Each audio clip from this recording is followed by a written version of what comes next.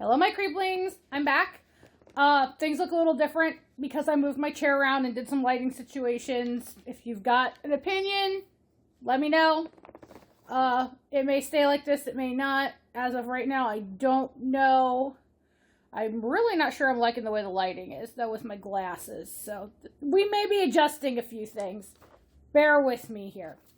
But I just watched a very interesting recommendation from one of my friends. We had been talking horror anthologies, and she brought this one up. It's called Two Evil Eyes. It was released in 1990. It is an Edgar Allan Poe anthology, directed by George Romero and Dario Argento. Now, this is the second Argento that we've talked about on the channel. This is about my fourth Argento I've watched all the way through. Romero, I am very familiar with his work. I have seen all of the Dead movies that he had his hands in. I've seen a handful of other things, and that we haven't even talked about on this channel yet. So when I say that both of these directors have a signature style, I kind of feel like their signature style suffered a little working together. At least their visual style, and especially Argento's. I'm so used to seeing certain types of lighting and framing from him from his Italian Giallo movies that I didn't, again, just like with Peltz, the other Argento entry that we've talked about. I didn't see it here. So I don't know if he was trying to tone himself down for American audiences, which was dumb, or if, excuse me, I'm shifting here. He changed his tone to match Romero's tone to get a more cohesive look to the story.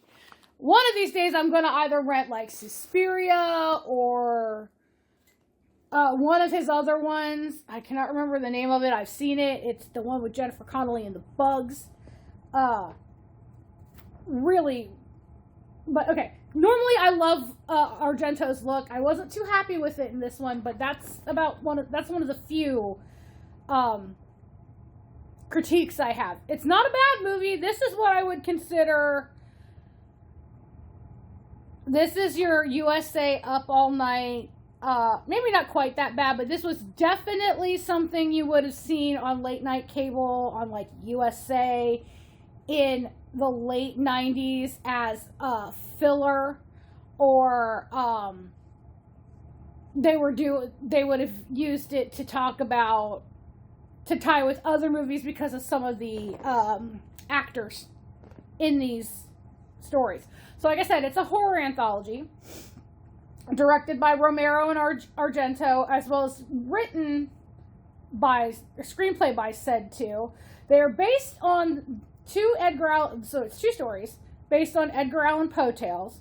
The facts in the case of M. Valdemar and The Black Cat. Both were short stories. I can't remember where M. Valdemar showed up the first time, but The Black Cat was first published in the Saturday Evening Post, I believe. Very loosely based on Edgar Allan Poe, because these are modern stories. Poe's stories were modern to his time, which was a very late Victorian era Eastern United States. And it had that touch of gothicness to it. This definitely addresses the gothic, a little bit of gothicness, and definitely the horror aspect of those stories, but it modernizes it and adds some things, flesh out two short stories into half a movie each. So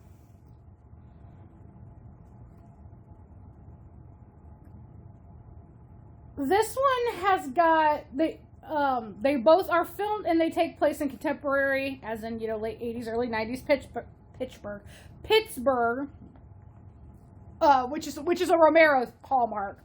Romero loves working in his hometown. Do not blame him.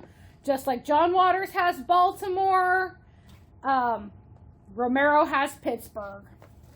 And that's great because if you get tired of everything being set in LA or New York, or, you know, the backwoods of fill in the blank, Ohio, Tennessee, the Carolinas, or the swamps of Louisiana, or the desert in whatever. Yeah, you get kind of tired. If it's a bustling city, it's almost always New York or LA. It's nice to see Pittsburgh or Chicago or something. It just gives it a little bit more flavor. So we have the facts in the case of Mr. Valdemar. Really decent cast list on this.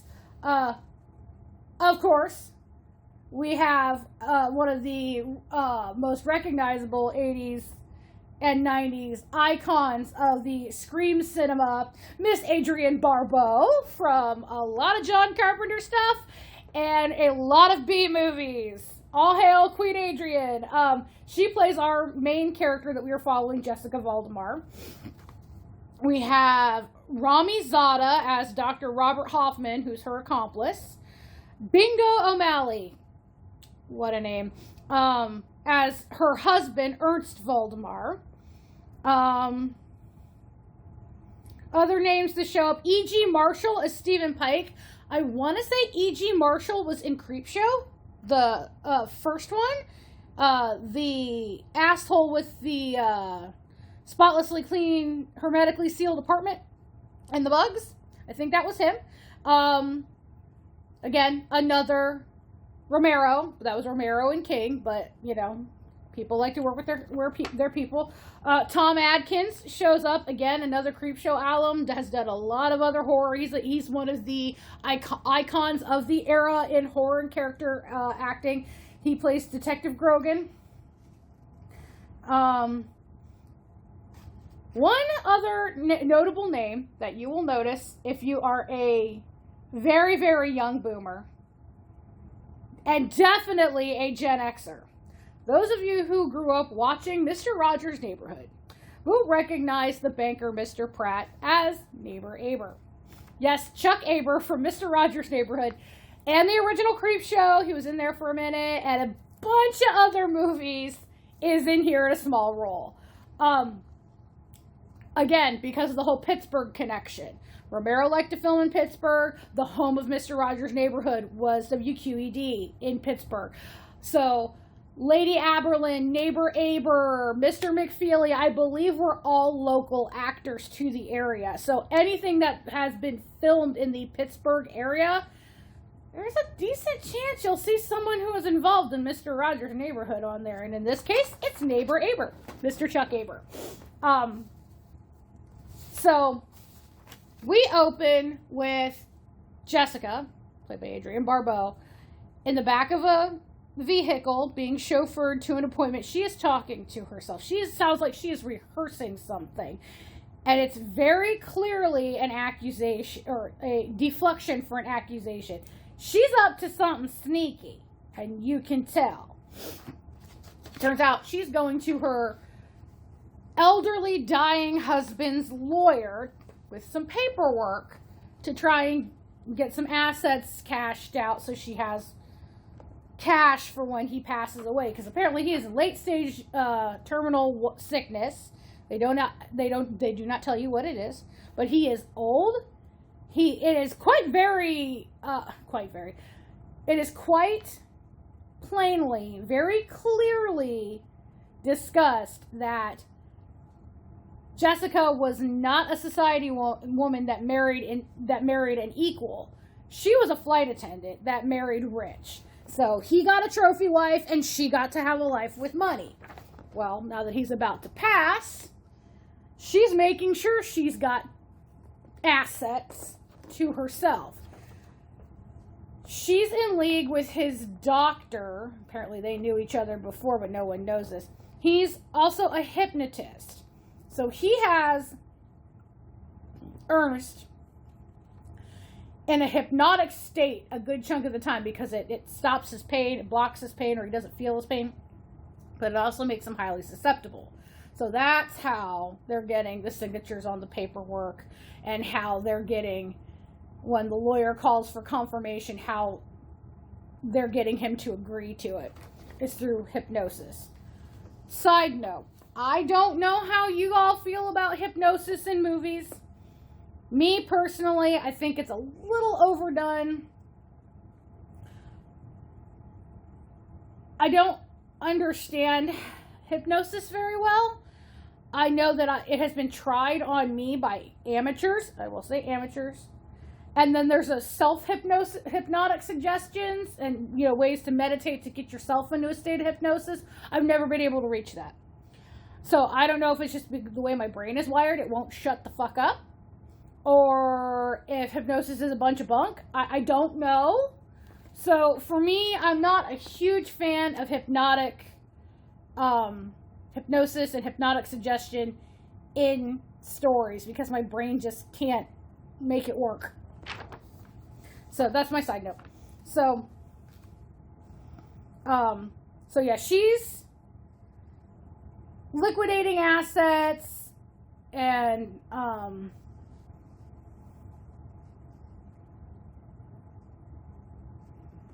the lawyer warns her that if anything were to happen in the 3 weeks it's going to take to get all this,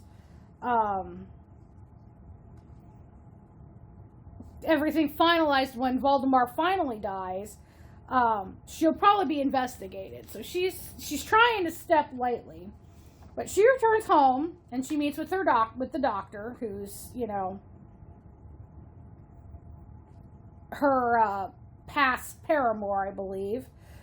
They've been conspiring to cheat him out of his money with the hypnosis and hypnotic suggestion. Robert, of course, wants to elope with her and start all over with her, and she's like, I don't know if we can do that. She's trying to still be very cognizant of the fact that she's going to be watched, etc., etc.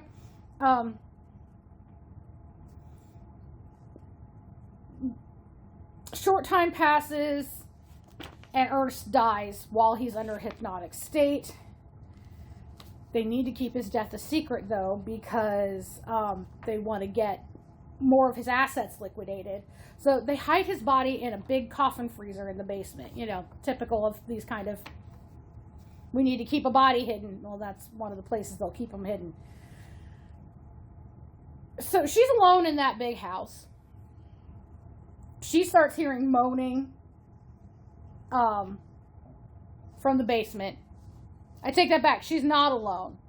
The doctor is still there, but he has put himself under a hypnotic state so he can get some sleep, claiming that, she can't wake him up, only he can wake himself up. Again, I don't understand it. So, this whole time, doctor's dead to the world, knocked out, sleeping. She's hearing this moaning coming from the basement, so she's convinced he's still alive. So the next morning, she's telling him what's going on. He finally hears it. They open the freezer. The body's obviously frozen solid. But they hear him talk. And he claims that his soul is alive. And it's trapped in a void between the living and the dead. Due to the hypnosis. Voldemort's like, I see the others looking at me. And, he shuts the coffin, or the freezer, the doctor does, and he's like, they're talking about it, and they decide that he's got to be dead. We'll deal with it later. Jessica's starting to get a little ragged around the edges, so she takes out a lot of money from the bank, and she stores it in a safe. Robert sees her hiding it in the safe when she comes home. Now, this whole time, Robert keeps coming back, the doctor, and asking the corpse questions about, what the other side is. And he tells them the others are they're here, they want to get out, they're vengeful spirits, and they want to use Voldemort to enter our world so that they can do what they want to do. He tells Robert to wake him up so he can die.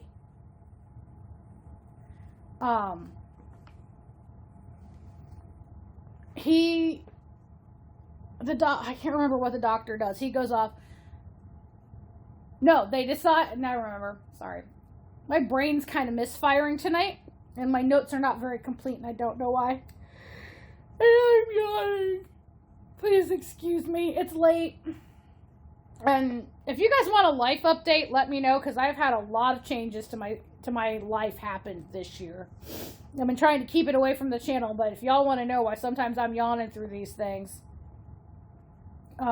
just let me know. They decide to bury the body in the back and leave town. So while Robert's out there digging the grave, she panics and shoots the corpse.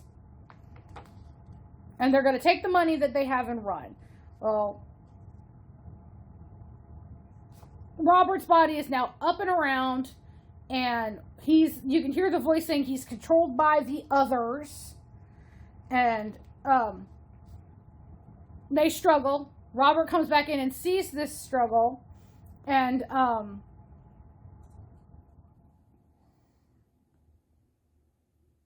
they're struggling. Voldemort grabs the gun that the corpse does and shoots her. She falls off the railing. She's dead. I believe he wakes him up, and Voldemort tells Robert at this point it's too late. For without the body as a conduit, the others can't return to the realm, so they're with you now. The body finally dies. No more. Robert steals the cash from the safe, and flees the house. He goes back to his apartment, or he goes again and puts himself in hypnotic sleep.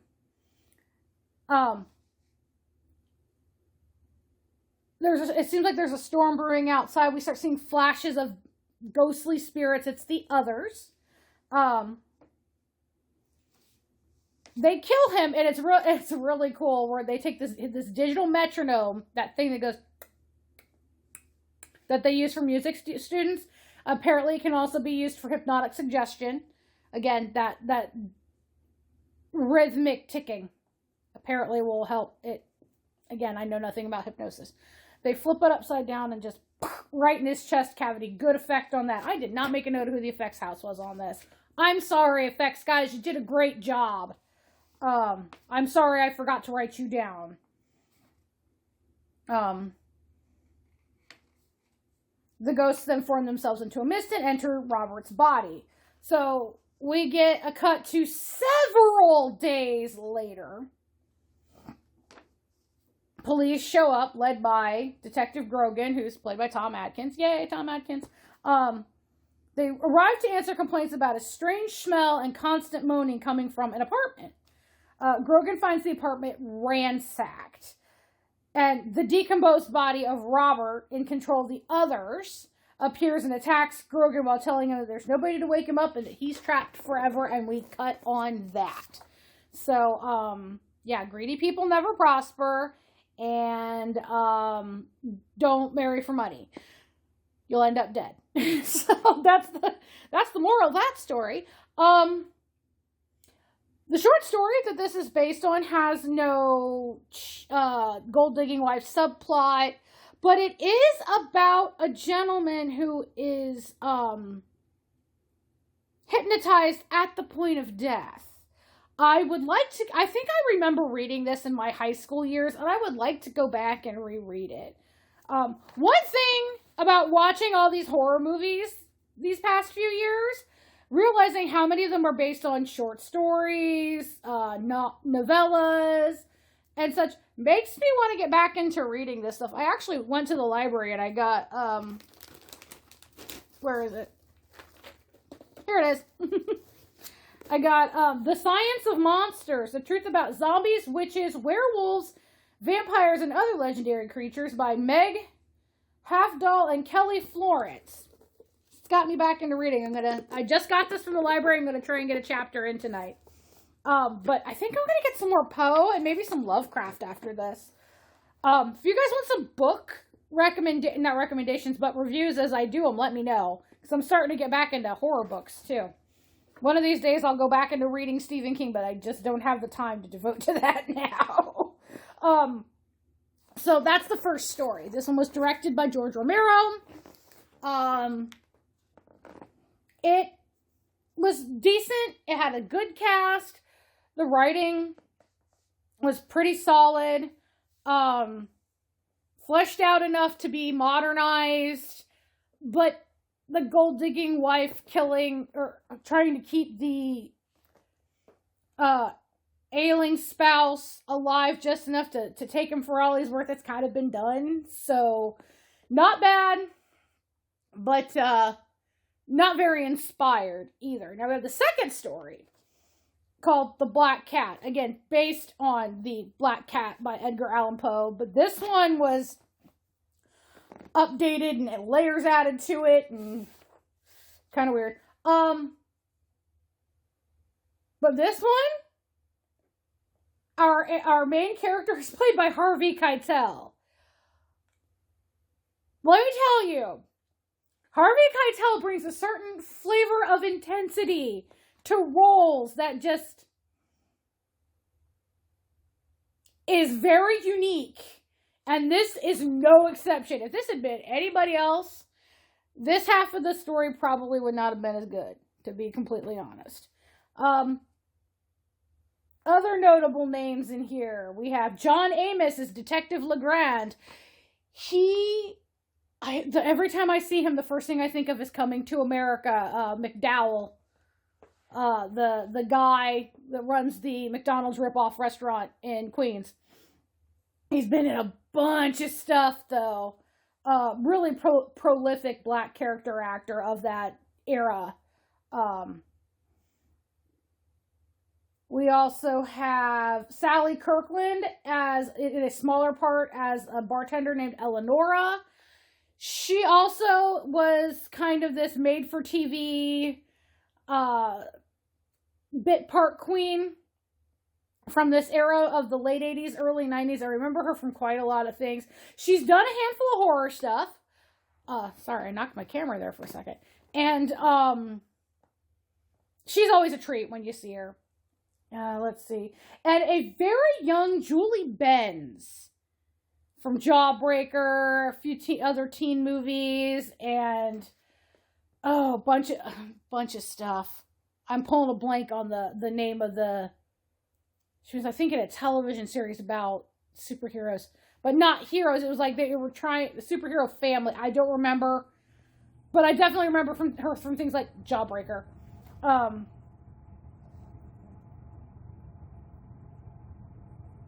And that's about it for notable names to me, anyway. But we have Madeline Potter as Annabelle, Kim Hunter as Mrs. Pym, Holter Graham as Christian, Martin Balsam as Mr. Pym, Jonathan Adams, Leyland Carter. So, yeah. So The Black Cat, we follow Harvey Keitel's character, Rod Usher. So again, follow the House of Usher. They're borrowing names from other Poe. American International did this a lot with Vincent Price in the 70s, too. When they did their Roger Corman Poe cycles, they would borrow other bits of Poe and sometimes wrap them up into one big story. But again, so Rod Usher, names borrowed from the House of Usher. He is a crime scene photographer, and we see him going to a active scene to take photos of a let's see, they're in a building decorated with the remains of dismantled corpses. There is a naked woman bound to a table, sliced in two by a pendulum-like blade. So we're bringing in some Pit and the Pendulum references here too. Rod is frequently called on by the local authorities, particularly Detective Legrand, to document the crime scenes in the area. He's also a freelance photographer who's like tries to sell art books and everything. So he goes home and he's in his darkroom developing the photos, and he's interrupted by a black cat, which apparently has been adopted by his girlfriend Annabelle. Again, another name borrowed from Poe's work. Annabelle Lee. I believe the love of his life was his cousin Annabelle. Don't get me started on marrying cousins. We don't want to go there. Now, Annabelle's a violinist. She gives private lessons to high school students that they attend. They take them at the house after school. So she adopts this cat. The cat just showed up, and she's like, "It's ours now." Over the course of a few weeks, Rod and this cat do not get along. This cat's hissing at him and growling at him, and he's gruffing at it. Yeah. So, and the situation's not made any better because Annabelle is super protective of this cat, like excessively. Rod decides to use the cat in a photo shoot for a subject study, and he basically tortures and strangles the cat because he's basically driven mad by the cat's perceived hatred of him. Dude, it's a cat. Cats they either really like you one moment or they want nothing to do with you. They're cats. So Rod then uses these photos of him, torturing and strangling the cat in his newest photography book. He calls it Metropolitan Horrors. Annabelle realizes the cat is missing. And the longer that the cat's missing, the more distraught she gets, the more Rod drinks. And they argue. She's like, "You killed it, you did something." And he knows he did something, but of course he's not going to confess. So they violently argue, like nasty, nasty argument. And Rod ends up passing out on the couch drunk, and he has a nightmare.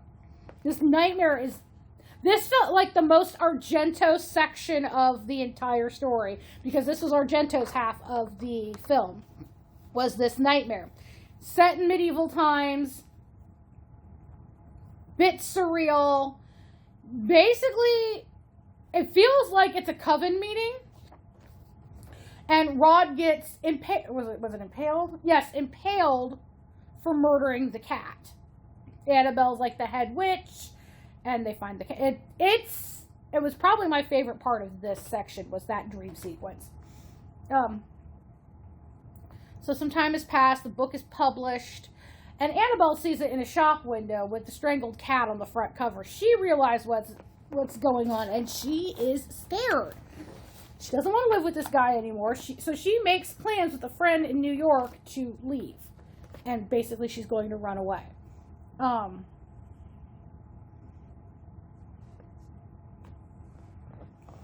Meanwhile, Rod's become an even heavier alcoholic. He's drinking at a local bar, and he's chatting up the barmaid Eleonora, and she has a stray cat at the bar, which is identical to the one that Annabelle had. Now, the cat is an all-black cat, except for it's got a white marking on its chest. It's supposed to look like a gibbet in a noose. The whole hanging setup. I didn't really get that. My copy, though, visually was old, rundown, and kind of crappy. So I found this on some random website because my library didn't have it. I couldn't quite find it on... It is on YouTube, but I couldn't get it to work for some reason the day I wanted to watch this. So, yeah, we're there. So Rod ends up bringing the cat home, and he sets about to kill it again. But Annabelle's there. She conks him out and rescues the cat. He comes to. They argue, and Rod kills her. He grabs a butcher knife to go after the cat. Ends up turning his rage on Annabelle, and the effects on that one are pretty good. And it definitely feels like domestic violence should. And I know that sounds probably really weird to say, but the tone was right. It was angry. It was frightening. It wasn't, they didn't pull back and just allude to something. They didn't go light on it. They went in, and it had I believe, intended emotional impact. You were kind of shocked that he killed his girlfriend over a cat.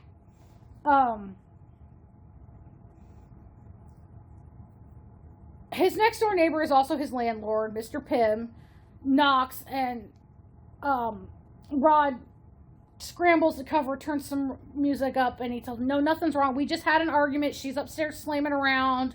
Pay no attention. So what he does is he takes and he hangs her corpse up from like coat rack hooks on the wall, and then builds a false wall in front of that the next day.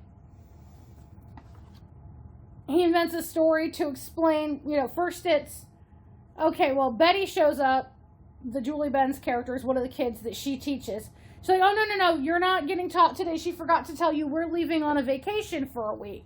So he makes it look like they left on vacation. Then he comes back, and Bobby? Christian. I don't know why I thought the name Bobby. Christian is the other student who shows up again later, and he makes up this thing like, no, she's gone touring with the symphony, and she'll be gone for a few months. Well, Christian, being smart, there was also a moment earlier in this section where he and Annabelle had a romantic moment because she was distraught and I guess needed some comfort, and he's got a crush on her. I'm not condoning it, just saying this just gives Christian more reason to be nosy as to where she's at, because he does not buy this shit for one moment. Especially since he noticed she left her violin there. And Rod, well, she's got two. Whatever, Rod. You're not very convincing. So, Christian goes to the landlord, and Rod sees them talking through the window. Obviously, Christian's talking to the landlord about his suspicions.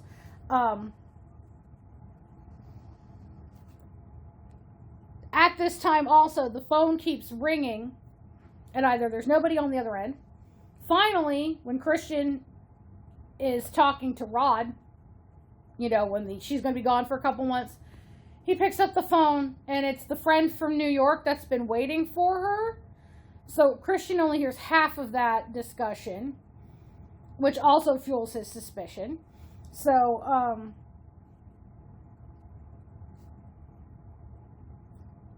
Rod disconnects the phones so he can, have peace of mind. Christian is gone talking to the Pyms. He's alone in the house, and he hears this scratching noise. And he's wondering, what the fuck? So and it's behind the wall from where he hid the body. Well, he had put shelves in front of it and books on that. So he strips off a couple of shelves, and it's the cat scratching its way out of the I shouldn't say unfinished, uncured wall, the soft plaster. Rod finally kills the damn thing with the saw again, and he pops it in a dumpster, goes home, goes to sleep. Next day, his friend Detective Legrand shows up. He arrives with his partner to question Rod about Annabelle's whereabouts because the Pyms and Christian had called the cops. And he's trying to talk his way out of it. And Legrand, you can tell, ain't buying it after a while, after a little bit. They look around the house, they leave, but then they come back. And when they come back, there's a mewling noise from behind the wall. So Rod is handcuffed to Legrand. That's not standard operating procedure, but I digress. The partner grabs a pickaxe and tears the wall down, and it reveals that the cat had given birth in that space where he entombed his wife, or his girlfriend, excuse me, not wife. That is one of the things he keeps saying. She's not my wife. Yes, we've lived together for 4 years, but she's not my wife. And the kittens are now feasting on the remains of Annabelle. So you get a half-eaten starting to desiccate corpse shot. Really good effect shot on that.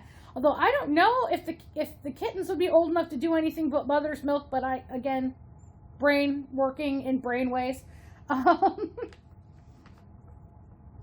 So Rod panics, grabs the pickaxe, kills both policemen. So he's now dragging Legrand's body, handcuffed to him. The neighbors are knocking on the door trying to figure out what the fuck is happening.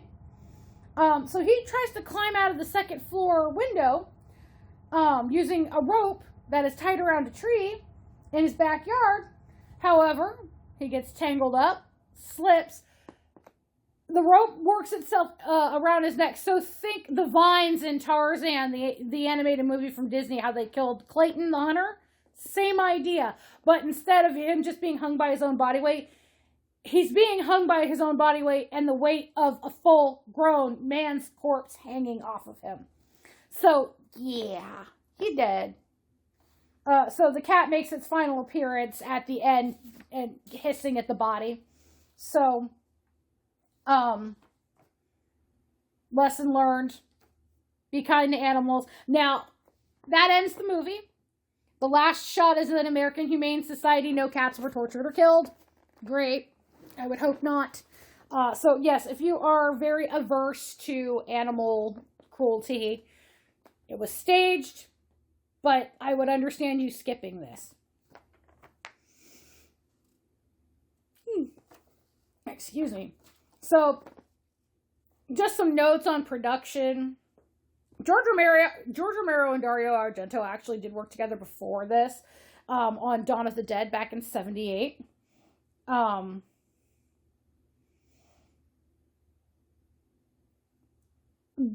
Romero later came out with Monkey Shines, which was a failure, and at that time is when Argento approached him about doing a new anthology. They were roughly, the first ideas were they were going to call it Poe, and it was going to be an anthology film of 4 segments, each done by a different director. So John Carpenter, Clive Barker, Stephen King, they were considered to direct 2 of the segments. But Carpenter had scheduling issues, and King was like, nope, I did Maximum Overdrive, and I do not want to direct ever again. He was coked out of his mind at the time, from what I understand, King was, so, yeah, totally understand you not wanting to go into that. Nobody knows why Clive Barker wasn't invited at the end. They tried to pare it down to a 3-part anthology, trying to get Wes Craven to come in and do one. But again, scheduling. So they just thought, okay, George Romero, Dario Argento, 2 segments might be enough to get this going. So,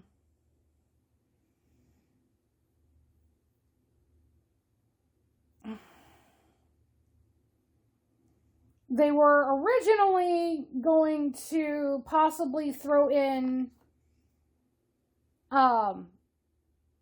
Romero wanting to adapt Mask of the Red Death, but Argento's like, I don't want to do period pieces. So rather than do an old-timey period piece, Romero tried to modernize it and make it futuristic, and they just didn't like how that worked out. Argento was always also concerned about it bringing in comparisons to Roger Corman's Mask of the Red Death from 1964.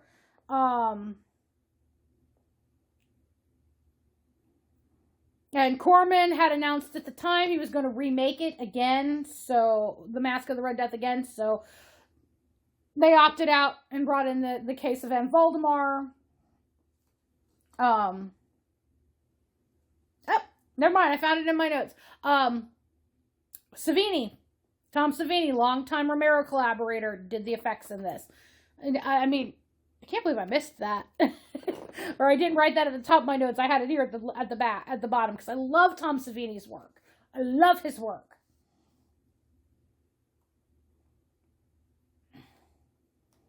And he's got a blink if you miss it part at the end of The Black Cat. He's the very last murder suspect.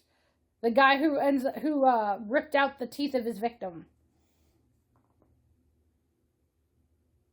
But yeah, other than that, um,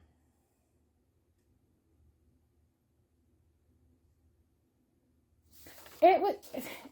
It's not a bad movie. It's not a great movie, but it's not a bad movie. It's one of those insomniac theater movies is one of the terms I would use. You are wide awake at 2 o'clock in the morning, and you are flipping through the channels, and this is on, and it's just interesting enough to keep your attention. There were some performances in it I absolutely loved. I loved Adrienne Barbeau. I love just about everything she does, but I loved how she, like, the slow unraveling of her mind when her husband, who's supposed to be dead, starts talking.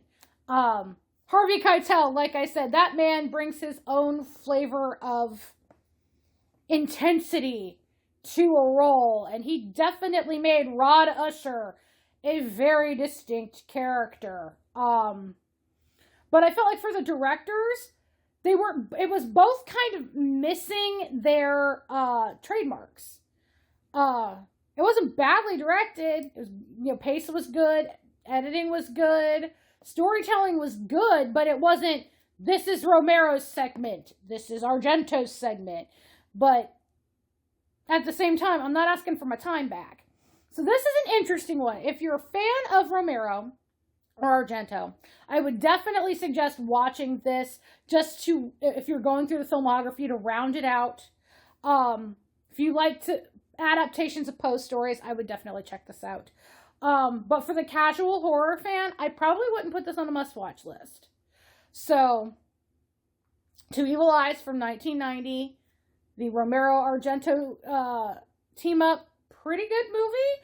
I would watch it again if, they fit a theme or something. Or I just felt like watching, Adrienne Barbeau be awesome, or Harvey Keitel do Harvey Keitel. So yeah, that's an above fair to Midland movie for me. I kind of find it interesting though that we don't get a whole lot of Poe adaptations anymore. Because really good stories. They could be modernized, they might not. We're seeing a renaissance of the gothic horror a bit lately with Robert Eggers' Nosferatu, which I still have to see. The one I watched about the ship, the Demeter, last voyage of the Demeter, again revisiting the Dracula. I think there's a version of the werewolf coming out. Somebody I think might have a version of Frankenstein coming out. I want to say one of them is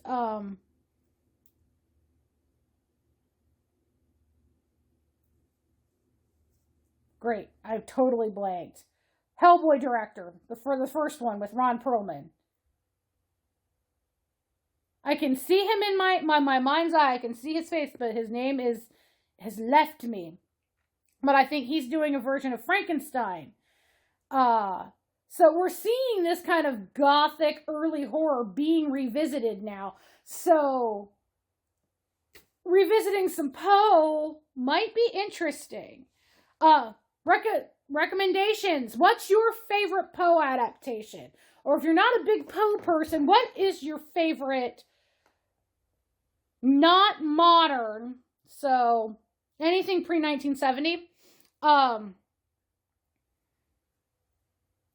literary horror adaptation? Are you an H.P. Lovecraft person? Are you more of a science fiction person do you like the H.G. Wells stuff? The Invisible Man would be really cool. How do you feel about my perceived, let me rephrase that. How do you feel about a gothic horror revival? Done right. Nothing too over the top, but, grounded in story and rich period detailing. Let me know, guys. Let's get a conversation going. But on that note, I'm going to leave you because we've been yammering for a little bit and I got more things to do. So on that note, a good night, my creeplings, and say it with me. I'll see you next time. Bye.